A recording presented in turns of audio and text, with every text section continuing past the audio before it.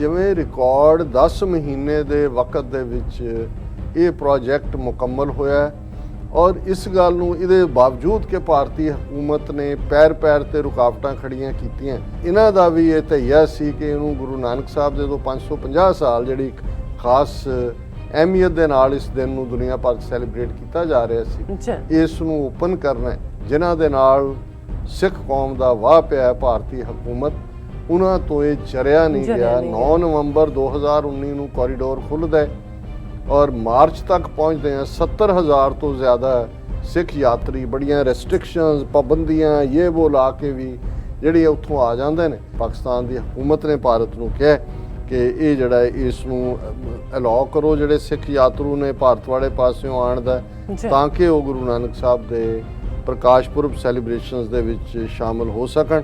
ਨਾ ਉਹਨਾਂ ਨੇ ਕਿਹਾ ਵੀ look forward to hosting devotees from India and around the world for upcoming Guru Nanak Sahib birthday celebration from 17th to 26th November.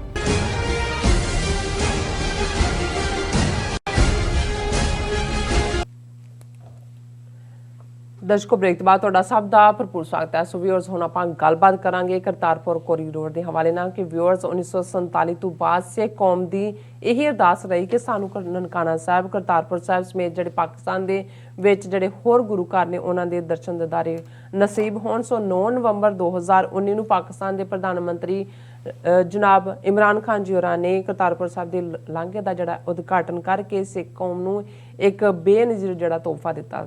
ਸੋ ਯਾਦ ਰਹੇ ਕਿ 2019 ਦਾ ਵਰਾ ਗੁਰੂ ਨਾਨਕ ਸਾਹਿਬ ਜੀ ਦੀਆਂ ਜਿਹੜਾ 550 ਸਾਲਾ ਪ੍ਰਕਾਸ਼ ਪੁਰਬ ਵਰਾ ਸੀ। ਸੋ ਭਾਰਤੀ ਹਕੂਮਤ ਨੇ ਮਾਰਚ 2020 ਤੋਂ ਕਰਤਾਰਪੁਰ ਸਾਹਿਬ ਦੇ ਲਾਂਘੇ ਨੂੰ COVID-19 ਦੇ ਬਹਾਨੇ ਜਿਹੜਾ ਹੈ ਉਹ ਬੰਦ ਕਰ ਦਿੱਤਾ, ਜਿਸ ਨੂੰ ਅਜੇ ਤੱਕ ਵੀ ਜਿਹੜਾ ਖੋਲਿਆ ਨਹੀਂ ਗਿਆ।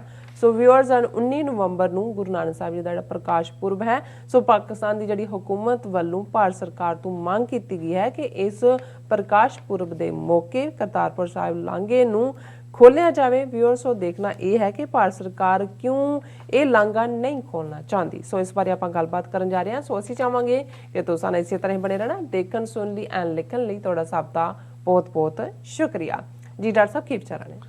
ਦੇਖੋ, ਅਸੀਂ ਪਹਿਲੇ ਸੈਗਮੈਂਟ 'ਚ ਗੱਲ ਕਰਕੇ ਹਟੇ ਕਿ ਕਿਵੇਂ ਪਾਕਿਸਤਾਨ ਦੀ ਹਕੂਮਤ ਨੇ ਔਰ ਜਿਵੇਂ ਪਾਕਿਸਤਾਨ ਦੇ ਅਵਾਮ ਨੇ ਵੀ ਇਸ ਨੂੰ ਖੈਰ ਮਕਦਮ ਕਿਹਾ। 9 ਨਵੰਬਰ 2019 ਨੂੰ ਗੁਰੂ ਨਾਨਕ ਸਾਹਿਬ ਦੇ 550 ਸਾਲ ਜਦੋਂ ਉਹਨਾਂ ਦੇ ਪ੍ਰਕਾਸ਼ਮਾਨ ਹੋਇਆ, ਜਿਹਦੇ ਲਈ ਬਰਥ ਐਨੀਵਰਸਰੀ ਅੰਗਰੇਜ਼ੀ ਵਾਲੇ ਕਹਿੰਦੇ ਨੇ, ਉਸ ਮੌਕੇ ਦੇ ਉੱਤੇ ਕਰਤਾਰਪੁਰ ਸਾਹਿਬ ਦਾ ਲਾਂਘਾ ਖੋਲ੍ਹਿਆ ਤੇ ਫਿਰ ਦੁਨੀਆ ਭਰ ਦੇ ਵਿੱਚ ਸਮੁੱਚੀ ਸਿੱਖ ਕੌਮ ਦੇ ਵਿੱਚ ਜੋ ਅੰਦਰੂਨੀ ਰੂਹਾਨੀ ਖੁਸ਼ੀ ਮਹਿਸੂਸ ਕੀਤੀ ਗਈ, ਉਸ ਨੂੰ ਇਹੀ ਕਿਹਾ ਜਾ ਸਕਦਾ ਹੈ ਕਿ ਕਹਿਬੇ ਕੋ ਸੋਭਾ ਨਹੀਂ ਦੇਖਾ ਹੀ ਪਰਵਾਨ। ਕੁਝ ਪਲ ਇਹ ਹੁੰਦੇ ਨੇ ਜਿਨ੍ਹਾਂ ਨੂੰ ਤੁਸੀਂ ਲਫ਼ਜ਼ਾਂ 'ਚ ਬਿਆਨ ਨਹੀਂ ਕਰ ਸਕਦੇ। ਅੱਖਾਂ ਦੇ ਅਥਰੂ, ਚਿਹਰੇ ਦਾ ਖਿੜਾ, ਔਰ ਜਿਵੇਂ ਹਜ਼ਾਰਾਂ ਦੀ ਗਿਣਤੀ ਦੇ ਵਿੱਚ ਸਿੱਖ ਸੰਗਤਾਂ ਜਦੋਂ ਇਮਰਾਨ ਖਾਨ ਸਾਹਿਬ ਨੇ ਉਸ ਗੁਰਦੁਆਰਾ ਸਾਹਿਬ ਦੇ ਬਾਹਰ ਪਰਦਾ ਚੁੱਕਿਆ, ਵੱਡੀ ਕਿਰਪਾਨ ਅੱਜ ਵੀ ਜਿਹੜੀ ਹੈ ਉਹ ਯਾਦ ਦਹਾਨੀ ਕਰਵਾ ਰਹੀ ਸੀ। ਔਰ ਇਹ ਇੱਕ ਸੌਖਾ ਕੰਮ ਨਹੀਂ ਸੀ। ਤੁਸੀਂ ਬਿਲਕੁਲ ਠੀਕ ਕਿਹਾ ਕਿ 47 ਦੀ ਵੰਡ, ਰੈੱਡ ਕਲਿਫ ਲਾਈਨ, ਜਿਸ ਨੇ ਜਿਹੜਾ ਜਿੱਥੇ ਅਸੀਂ ਭਰਾ ਇੱਕ ਦੂਸਰੇ ਤੋਂ ਵਿਛੜੇ, ਨਫ਼ਰਤਾਂ ਸਿਖਰਾਂ ਨੂੰ ਪਹੁੰਚੀਆਂ, ਵਹਿਸ਼ਿਆਨਾ ਹਰਕਤਾਂ ਦੋਵੇਂ ਪਾਸੇ ਪੰਜਾਬਾਂ ਦੇ ਵਿੱਚ, ਬੰਗਾਲ ਵੀ ਪ੍ਰਭਾਵਿਤ ਹੋਇਆ, ਬਟ ਵਰਸਟ ਅਸੀਂ ਪੰਜਾਬੀਆਂ ਨੇ ਇੱਕ ਦੂਜੇ ਦੇ ਨਾਲ ਕੀਤਾ। ਲੇਕਿਨ ਉਸ ਦੇ ਨਾਲ ਜਿੱਥੇ ਇੱਕ ਉਜਾੜਾ ਸੀ, ਜਿੱਥੇ ਕਤਲੋਗਾਰਦ ਸੀ, ਉੱਥੇ ਸਿੱਖ ਕੌਮ ਦੇ ਲਈ ਉਸ ਦੌਰ ਦੇ ਵਿੱਚ ਇਹ ਇੱਕ ਬਹੁਤ ਵੱਡਾ ਸੱਲ ਸੀ ਕਿ ਸਾਡੇ ਮੱਕਾ ਤੇ ਮਦੀਨਾ, ਗੁਰੂ ਨਾਨਕ ਸਾਹਿਬ ਦਾ ਜਨਮ ਸਥਾਨ ਨਨਕਾਣਾ ਸਾਹਿਬ, ਕਰਤਾਰਪੁਰ ਸਾਹਿਬ, ਜਿੱਥੇ ਗੁਰੂ ਨਾਨਕ ਸਾਹਿਬ ਨੇ ਆਪਣੀ ਜ਼ਿੰਦਗੀ ਦੇ ਅਖੀਰਲੇ 18 ਸਾਲ ਗੁਜ਼ਾਰੇ, ਜਿਸ ਧਰਤੀ ਤੇ ਉਹਨਾਂ ਨੇ ਹਲ ਚਲਾਇਆ, ਜਿੱਥੇ ਰਾਵੀ ਦੇ ਕੰਢੇ ਪਿਆਰ ਦਾ ਸੰਗੀਤ, ਪਿਆਰ ਦਾ ਗੀਤ, ਪਿਆਰ ਦਾ ਮੈਸੇਜ ਦਿੱਤਾ, ਉਹ ਕੌਮ ਤੋਂ ਵਿਛੜੇ। ਬਾਕੀ ਵੀ 174 ਦੇ ਕਰੀਬ ਇਤਿਹਾਸਕ ਗੁਰਦੁਆਰੇ। ਹੁਣ ਤਾਂ ਅਸੀਂ 75 ਸਾਲ ਬਾਅਦ ਇੱਕ ਡਿਫਰੈਂਟ ਟਾਊਨ 'ਚ ਗੱਲ ਕਰ ਰਹੇ। ਉਦੋਂ ਕਿਸੇ ਨੂੰ ਨਹੀਂ ਸੀ ਪਤਾ ਕਿ ਕੀ ਹੋਣਾ।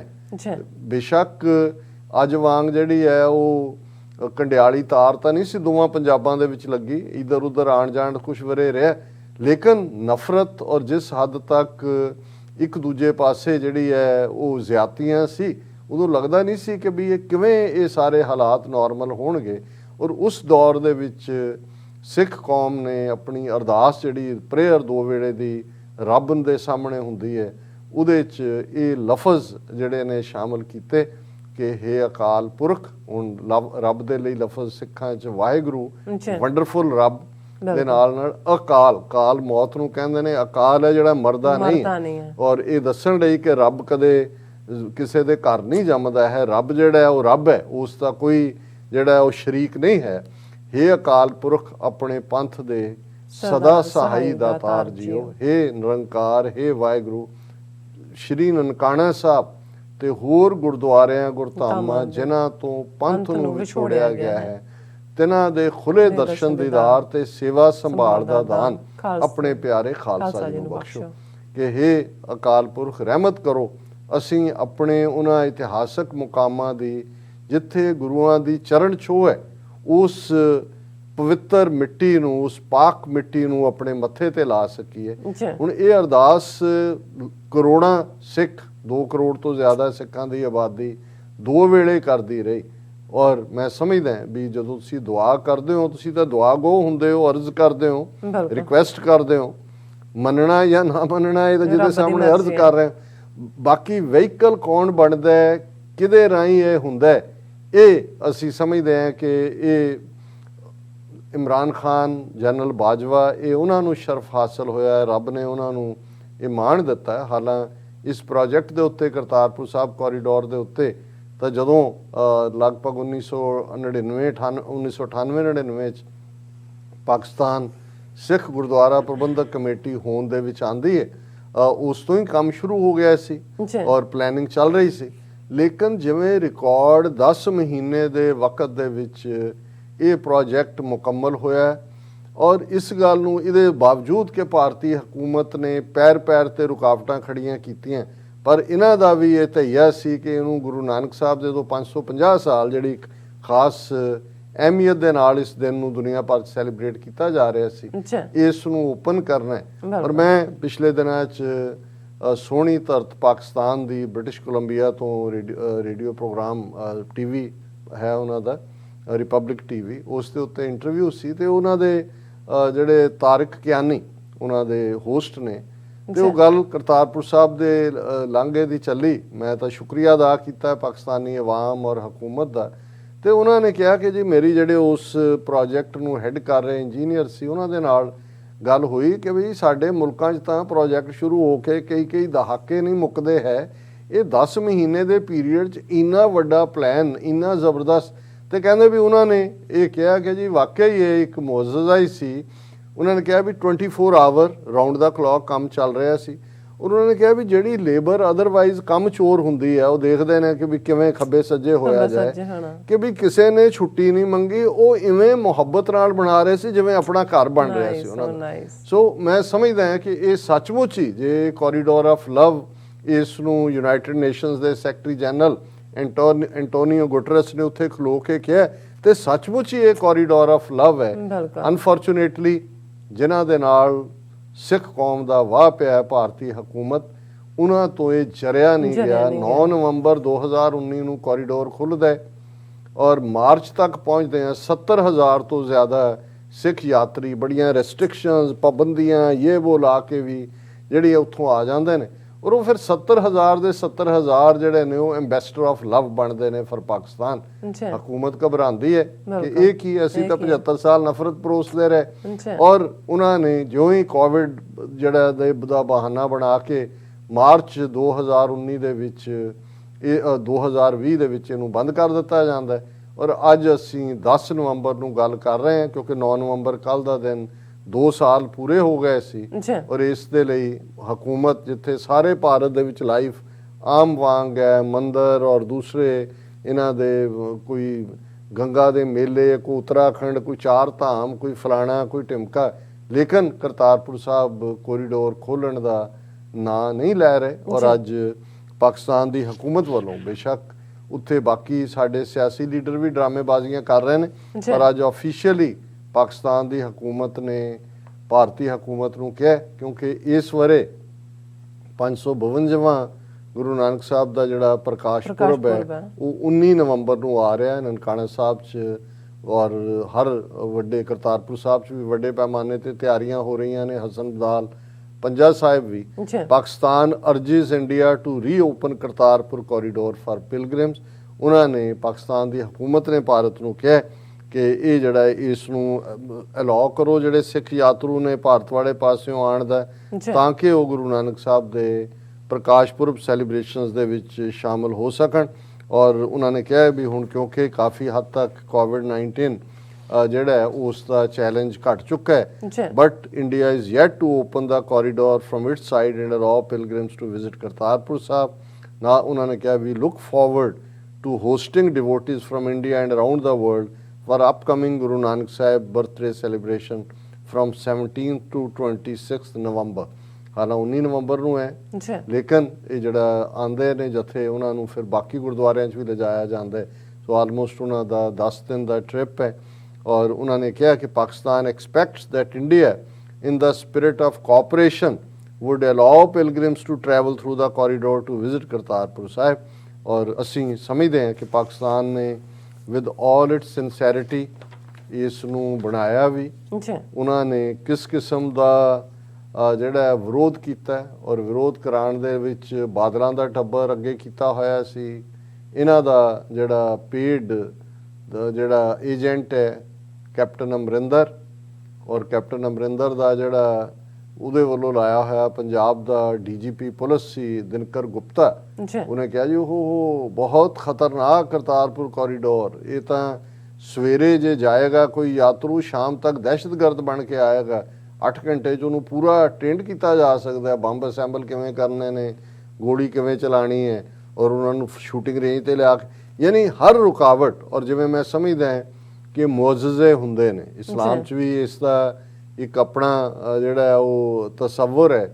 ਅਸੀਂ ਸਮਝਦੇ ਹਾਂ ਕਿ ਇਹੀ ਮੁਅਜ਼ਜ਼ਾ ਸੀ ਕਿ ਇੰਨੀਆਂ ਰੁਕਾਵਟਾਂ ਦੇ ਬਾਵਜੂਦ ਹਿੰਦੁਸਤਾਨੀ ਹਕੂਮਤ ਦੇ ਬਾਬੇ ਨਾਨਕ ਦਾ ਐਸਾ ਇਹ ਕਰਮ ਹੋਇਆ ਕਿ ਇਹ ਕੋਰੀਡੋਰ ਖੁੱਲਿਆ। ਹੁਣ ਵੀ ਇਹਨਾਂ ਨੂੰ ਖੋਲ੍ਹਣਾ ਪਏਗਾ, ਔਰ ਉਹ ਧਰਤੀ ਹੈ। ਔਰ ਅਸੀਂ ਬਹੁਤ ਸਾਰੇ ਸਾਡੇ ਪਾਕਿਸਤਾਨੀ ਵੀਰ ਵੀ ਜਿਹੜੇ TV 84 ਨਾਲ ਜੁੜੇ ਹੋਏ ਨੇ, ਉਹਨਾਂ ਨੇ ਯਕੀਨੀ ਬਣਾਇਆ, ਉਹ ਗਏ ਔਰ ਉਹਨਾਂ ਨੇ ਵੀ ਆਪਣੇ ਜੋ ਪ੍ਰਭਾਵ ਦਿੱਤੇ ਕਿ ਭਾਈ ਉੱਥੇ ਉਹ ਕਿਵੇਂ ਮਹਿਸੂਸ ਕਰਦੇ ਨੇ।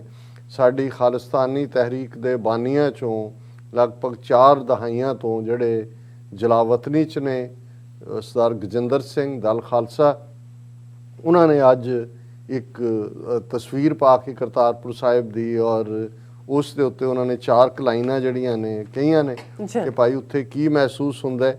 ਉਹਨਾਂ ਨੇ ਕਿਹਾ ਕਿ ਗੁਰੂ ਨਾਨਕ ਸਾਹਿਬ ਦੀ ਚਰਨ ਛੋਹ ਵਾਲੀ ਮਿੱਟੀ, ਕਰਤਾਰਪੁਰ ਸਾਹਿਬ ਦੇ ਹਵਾਲੇ ਨਾਲ ਜਦੋਂ ਕਦੇ ਵੀ ਕਰਤਾਰਪੁਰ ਸਾਹਿਬ ਦੇ ਦਰਸ਼ਨ ਦਿਦਾਰੇ ਦਾ ਮੌਕਾ ਮਿਲਿਆ, ਇਹ ਸੋਚ ਕੇ ਹੀ ਇੱਕ ਅਲੌਕਿਕ ਖੁਸ਼ੀ ਮਿਲਦੀ ਰਹੀ ਕਿ ਅੱਜ ਜਿੱਥੇ ਮੈਂ ਖੜਾ ਹਾਂ ਇਸ ਮਿੱਟੀ ਨੂੰ ਕਦੇ ਗੁਰੂ ਨਾਨਕ ਸਾਹਿਬ ਦੇ ਚਰਨਾਂ ਦੀ ਛੋਹ ਨਸੀਬ ਹੋਈ। ਔਰ ਇੱਕ ਦਿਨ ਨਹੀਂ 18 ਸਾਲ ਉਸ ਧਰਤੀ ਦੇ ਉੱਤੇ ਗੁਰੂ ਨਾਨਕ ਸਾਹਿਬ ਉਹਨਾਂ ਖੇਤਾਂ ਦੇ ਵਿੱਚ ਉਹਨਾਂ ਦਾ ਮੁੜਕਾ ਵਗਦਾ ਹੈ। ਉੱਥੇ ਬਾਬਾ ਨਾਨਕ ਰੱਬ ਦੇ ਪਿਆਰ ਦੀ ਸੱਧ ਗਾਉਂਦੇ ਨੇ, ਉੱਥੇ ਹਿੰਦੂ ਔਰ ਮੁਸਲਮਾਨ ਦਾ ਤਫਰਕਾ ਮਿਟ ਜਾਂਦਾ ਹੈ। ਔਰ ਅੱਜ ਵੀ ਕਰਤਾਰਪੁਰ ਸਾਹਿਬ ਦੇ ਉਸ ਪਵਿੱਤਰ ਮੁਕਾਮ ਦੇ ਉੱਤੇ ਇੱਕ ਪਾਸੇ ਗੁਰੂ ਨਾਨਕ ਸਾਹਿਬ ਦੀ ਸਮਾਧ ਹੈ, ਇੱਕ ਪਾਸੇ ਉਹਨਾਂ ਦੀ ਯਾਦ ਦੇ ਵਿੱਚ ਜਿਹੜਾ ਹੈ ਉਹ ਦਰਗਾਹ ਹੈ, ਕਿਉਂਕਿ ਉਹਨਾਂ ਦੇ ਜਾਣ ਤੋਂ ਬਾਅਦ ਉਹੀ ਰਹਿ ਗਏ ਫੁੱਲ ਤੇ ਚਾਦਰ। ਦੋਨਾਂ ਹੀ ਫਾਲੋਅਰਸ ਨੇ, ਹਿੰਦੂਆਂ ਨੇ ਮੁਸਲਮਾਨਾਂ ਨੇ ਵੰਡੀ। ਔਰ ਇਹੀ ਸੀ ਪੰਜਾਬ ਦੀਆਂ ਲੋਕ ਬੋਲੀਆਂ ਦੇ ਵਿੱਚ ਇਹ ਬੋਲੀ ਕਿ ਬਾਬਾ ਨਾਨਕ ਸ਼ਾਹ ਫਕੀਰ, ਸਿੱਖ ਕਾ ਗੁਰੂ ਮੁਸਲਮਾਨ ਕਾ ਪੀਰ। ਹੁਣ ਗੁਰੂ ਨਾਨਕ ਸ਼ਾਹ ਵੀ ਨੇ, ਫਕੀਰ ਵੀ ਨੇ, ਕਿਉਂਕਿ ਫਕੀਰ ਸ਼ਾਹ ਦੇ ਸ਼ਾਹ ਹੁੰਦੇ ਨੇ ਕਿ ਫਕੀਰਾਂ ਦੇ ਸਾਹਮਣੇ, ਜਿਵੇਂ ਮੈਂ ਅਲਾਮਾ ਇਕਬਾਲ ਦੀ ਗੱਲ ਕਰਦੇ ਹਾਂ ਕਿਹਾ ਕਿ ਭਾਈ ਉਹਦੀ ਇੱਕ ਫਕਰ ਦੀ ਨਿਗਾਹ ਦੇ ਸਾਹਮਣੇ ਉਹ ਸ਼ਾਨੇ ਸਿਕੰਦਰੀ ਕਿਆ ਹੈ, ਕੀ ਨੇ ਉੱਥੇ ਸ਼ਾਨ ਸਿਕੰਦਰਾਂ ਦੀ ਸ਼ਾਨ। ਔਰ ਸਰਦਾਰ ਗਜਿੰਦਰ ਸਿੰਘ ਕਹਿੰਦੇ ਨੇ ਕਿ ਮੈਂ ਇਹ ਮਹਿਸੂਸ ਕਰਦਾ ਕਿ ਗੁਰੂ ਨਾਨਕ ਸਾਹਿਬ ਇੱਥੇ ਤੁਰਦੇ ਫਿਰਦੇ ਰਹੇ ਹੋਣਗੇ, ਗੁਰੂ ਨਾਨਕ ਸਾਹਿਬ ਕਦੇ ਇੱਥੇ ਹਲ ਚਲਾਉਂਦੇ ਰਹੇ ਹੋਣਗੇ, ਖੇਤ ਵਾਹੁੰਦੇ ਰਹੇ ਹੋਣਗੇ, ਇੱਥੇ ਉਹਨਾਂ ਦੀਆਂ ਬੀਜੀਆਂ ਫਸਲਾਂ ਲਹਿ ਲਹਾਈਆਂ ਹੋਣਗੀਆਂ, ਲੰਗਰ ਲੱਗੇ ਹੋਣਗੇ। ਕੀ ਇਹ ਛੋਟੀ ਖੁਸ਼ੀ ਹੈ ਕਿ ਤੁਸੀਂ ਉਸ ਧਰਤੀ ਦੀ ਮਿੱਟੀ ਨੂੰ ਛੋਹ ਸਕੋ ਜਿਸ ਨੂੰ ਗੁਰੂ ਨਾਨਕ ਸਾਹਿਬ ਦੀ ਚਰਨ ਛੋਹ ਪ੍ਰਾਪਤ ਸੀ, ਤੁਸੀਂ ਉਸ ਹਵਾ ਵਿੱਚ ਸਾਹ ਲੈ ਸਕੋ ਜਿਸ ਵਿੱਚ ਕਦੇ ਗੁਰੂ ਨਾਨਕ ਪਾਤਸ਼ਾਹ ਦੇ ਸਾਹਾਂ ਦੀ ਖੁਸ਼ਬੂ ਬਿਖਰਦੀ ਰਹੀ ਹੈ। ਇਹ ਉਹ ਖੁਸ਼ੀ ਹੈ ਜਿਸ ਦਾ ਕਿਸੇ ਹੋਰ ਖੁਸ਼ੀ ਨਾਲ ਕੋਈ ਮੁਕਾਬਲਾ ਹੀ ਨਹੀਂ ਹੈ। ਗੁਰੂ ਨਾਨਕ ਸਾਹਿਬ ਦੀ ਚਰਨ ਛੋਈ ਮਿੱਟੀ ਨੂੰ ਛੂਹਣ ਵਿੱਚ ਇੱਕ ਵੱਖਰਾ ਹੀ ਸਰੂਰ ਹੈ। ਔਰ ਇਹ ਮੈਂ ਸਮਝਦਾ ਹਾਂ ਕਿ ਬੇਸ਼ੱਕ ਜਿਹੜਾ ਦੁਸ਼ਮਣ ਹੈ ਉਹ ਇੱਕ ਆਪਣੇ ਦਾਅ ਤੇ ਹੁੰਦਾ ਹੈ। ਉਹਨਾਂ ਨੇ ਆਪਣੇ ਵੱਲੋਂ ਇਹ ਸਮਝਿਆ ਕਿ ਭਾਈ ਇਸ ਨੂੰ ਅਸੀਂ ਕੰਡਿਆਲੀ ਤਾਰ ਦੇ ਨਾਲ ਪਹਿਲਾਂ ਦੋਨਾਂ ਪੰਜਾਬਾਂ ਦੇ ਵਿੱਚ ਇੱਕ ਵਿੱਥ ਖੜੀ ਕਰਕੇ ਉਸ ਨੂੰ ਵੰਡਿਆ, ਫਿਰ ਨਫ਼ਰਤ ਫੈਲਾਈ, ਫਿਰ ਜੰਗਾਂ ਭਰਪਾ ਕੀਤੀਆਂ ਤਾਂ ਕਿ ਪੰਜਾਬ ਦੇ ਨੂੰ ਤਬਾਹ ਕੀਤਾ ਜਾ ਸਕੇ। ਫਿਰ ਸਿੱਖ ਕੌਮ ਦੇ ਉੱਤੇ ਸਿੱਧੇ ਤੌਰ ਤੇ ਜੂਨ 84 ਦੇ ਪਹਿਲੇ ਹਫ਼ਤੇ ਟੈਂਕਾਂ ਤੋਪਾਂ ਨਾਲ ਹਮਲਾ ਕਰਕੇ ਮੁਕੱਦਸ, ਜਿਸ ਨੂੰ ਹਰਿੰਦਰ ਸਿੰਘ ਮਹਿਬੂਬ ਨੇ ਕਿਹਾ ਕਿ ਉਹ ਸਾਈਂ ਮੀਆਂ ਮੀਰ ਦਾ ਰੱਖਿਆ ਸੰਗੇ ਬੁਨਿਆਦ ਵਾਲਾ ਹਰਮੰਦਰ, ਉਹਨਾਂ ਦਾ ਲਹੂ ਵੀਟਿਆ ਔਰ ਉਸ ਨਫ਼ਰਤ ਨੂੰ ਵੈਰੀਆਂ ਕੱਢ ਵਿਖਾਲਿਆ। 5 ਸਦੀਆਂ ਦਾ ਵੈਰ, ਫਿਰ ਇੱਕ ਤੋਂ ਬਾਅਦ ਇੱਕ ਸਿੱਖਾਂ ਦੀ ਨਸਲਕੁਸ਼ੀ, ਔਰ ਹੁਣ ਗੁਰੂ ਗ੍ਰੰਥ ਸਾਹਿਬ ਦੀ ਬੇਹੁਰਮਤੀ ਦੀਆਂ ਸੈਂਕੜੇ ਘਟਨਾਵਾਂ 2015 ਤੋਂ ਬਾਅਦ।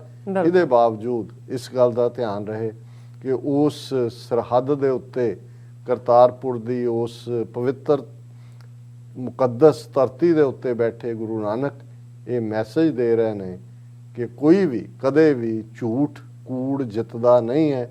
ਕੂੜ ਨਿਖੁੱਟੈ ਨਾਨਕਾ, ਓੜਕ ਸੱਚ ਰਹੀ। ਅਲਟੀਮੇਟਲੀ ਕੂੜ ਹਾਰਦਾ ਹੈ, ਕੂੜ ਦੀ ਡਿਫੀਟ ਹੁੰਦੀ ਹੈ, ਸੱਚ ਜਿੱਤਦਾ ਹੈ। ਤੇ ਗੁਰੂ ਨਾਨਕ ਸਾਹਿਬ ਦਾ ਸੱਚ, ਜਿਸ ਨੂੰ ਉਹਨਾਂ ਕਿਹਾ ਕਿ ਸੱਚ ਪੁਰਾਣਾ ਨਾ ਥੀਵੇ, ਕਿ ਸੱਚ ਪੁਰਾਣਾ ਨਹੀਂ ਹੁੰਦਾ, ਸੱਚ ਤਾਕਤਵਰ ਹੁੰਦਾ ਹੈ। ਸੱਚ ਇਸ ਕਦਰ ਤਾਕਤਵਰ ਹੁੰਦਾ ਹੈ ਕਿ ਸੱਚ ਦੇ ਸਾਹਮਣੇ ਫਿਰ ਵੱਡੇ ਵੱਡੇ ਸਾਮਰਾਜ ਕੰਬਦੇ ਨੇ, ਵੱਡੇ ਵੱਡੇ ਸਾਮਰਾਜ ਧਰਾਸ਼ਾਹੀ ਹੁੰਦੇ ਨੇ। ਔਰ ਇਹੀ ਗੁਰੂ ਨਾਨਕ ਸਾਹਿਬ ਨੇ ਏਮਨਾਬਾਦ ਸ਼ਹਿਰ ਦੇ ਵਿੱਚ ਖਲੋ ਕੇ ਕਿਹਾ ਸੀ, ਸੱਚ ਕੀ ਬਾਣੀ ਨਾਨਕ ਆਖੈ, ਸੱਚ ਸੁਣਾਏ ਸੀ, ਸੱਚ ਕੀ ਬੇਲਾ। ਸੋ ਬੜੇ ਬੜੇ ਹੁਕਮਰਾਨ ਦਿੱਲੀ ਤਖਤ ਦੇ ਉੱਤੇ ਆਏ, ਜ਼ੁਲਮ ਕੀਤੇ, ਤੁਰ ਗਏ। ਇਹ ਹਿੰਦੂ ਤਵੀ ਵੀ ਇਹ ਇਹਨਾਂ ਦਾ ਨਾਸ ਹੋਏਗਾ, ਅੰਤ ਹੋਏਗਾ। ਉਸ ਧਰਤੀ ਦੇ ਉੱਤੇ ਗੁਰੂ ਨਾਨਕ ਸਾਹਿਬ ਦਾ ਪਿਆਰ ਦਾ ਨਗਮਾ ਜਿਹੜਾ ਸਭ ਨੂੰ ਆਪਣੇ ਗਲਵਕੜੀ ਦੇ ਵਿੱਚ ਲੈਂਦਾ ਹੈ, ਆਪਣੀ ਗੋਦ ਦੇ ਵਿੱਚ ਲੈਂਦੇ ਆ, ਉਸ ਧਰਤੀ ਦੇ ਉੱਤੇ ਇਹ ਤਰਾਨਾ, ਇਹ ਗੁਰਬਾਣੀ, ਇਹ ਕਲਾਮ ਗੂੰਜੇਗਾ। ਅਵਲ ਅੱਲਾਹ ਨੂਰ ਉਪਾਇਆ, ਕੁਦਰਤ ਕੇ ਸਭ ਬੰਦੇ, ਏਕ ਨੂਰ ਤੇ ਸਭ ਜਗ ਉਪਜਿਆ। ਕੌਣ ਭਲੇ ਕੋ ਮੰਦੇ, ਲੋਗਾ ਭਰਮ ਨਾ ਭੂਲੋ ਪਾਈ। ਖਾਲਕ ਖਲਕ, ਖਲਕ ਮੈਂ ਖਾਲਕ, ਪੂਰ ਰਹੋ ਸਭ ਥਾਈ। ਜੀ ਡਾਕਟਰ ਸਾਹਿਬ, ਤੁਹਾਡਾ ਬਹੁਤ ਬਹੁਤ ਸ਼ੁਕਰੀਆ। ਤੁਸੀਂ ਆਪਣੇ ਵਿਚਾਰ ਸਾਡੇ ਦਰਸ਼ਕਾਂ ਨਾਲ ਸਾਂਝੇ ਕੀਤੇ ਨੇ। ਸੋ ਇੱਥੇ ਲੈਣੇ ਬ੍ਰੇਕ। ਵਿਊਅਰਸ ਤੁਸੀਂ ਸਾਨੂੰ ਇਸੇ ਤਰ੍ਹਾਂ ਬਣੇ ਰਹਿਣਾ। ਮਿਲਦੇ ਹਾਂ ਛੋਟੇ ਜਿਹੇ ਵਕਫੇ ਤੋਂ ਬਾਅਦ।